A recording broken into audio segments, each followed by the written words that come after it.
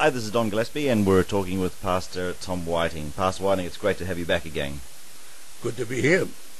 Today's subject is a very interesting subject, and I'm sure there's going to be a lot of people very keen to hear what we have to say. It's on the subject of demons.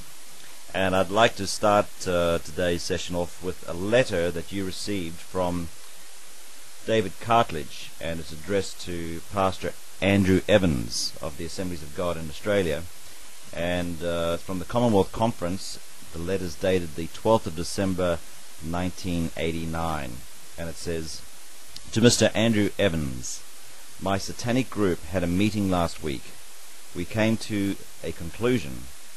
We have to get rid of all the Christians for the occult to take over the world, which it will. At the moment, we are focusing all our attention on the born-again Christians. Your church shall be the first in the bloody pit hole, where you shall burn. We have been to your church before.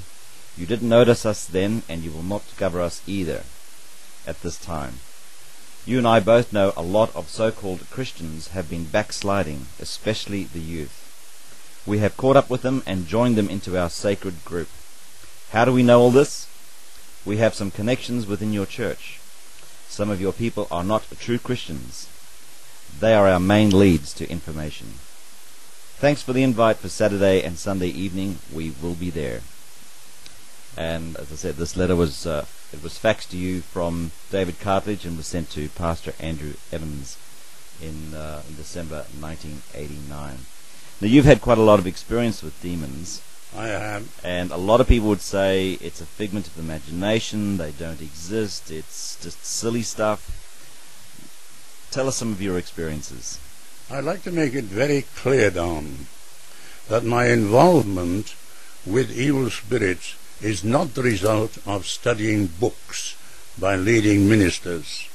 My encounter with evil spirits commenced soon after my conversion at 16 in 1934. They occurred in the services that I attended. It was a common thing to hear and to see a manifestation of evil spirits in a service and after a service as far back as 1934. So, I think it would be of interest, Don, if I were to explain how I became involved, as I have, with regards to evil spirits. I'd been to a missionary meeting, very few people in the coach, and all of a sudden I felt someone was standing in front of me. I looked. I didn't see anyone. I thought, that's strange. And there was silence. Then suddenly a voice came from the place where I thought a person was standing, and it said, "All authority in heaven and in earth is given unto me." I smiled, and I said to myself, I've got 2 or 3 sermons on that. And there was silence. Then suddenly I had an unusual experience. I felt a knife that pierced my stomach, and an operation took place, and I had a spiritual understanding that the Lord Jesus was implanting something within me to believe that all authority in heaven and earth had been given to him.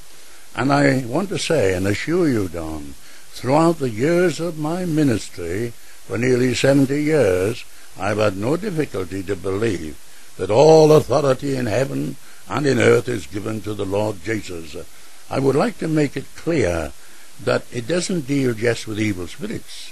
I look back into my years of ministry in London during the war years, New Zealand and Australia, and that authority has exhibited itself in miraculous physical healings, in amazing conversion of individuals who become preachers and missionaries, and solving social problems in the area where I lived and preached. That's how I became interested in this great topic.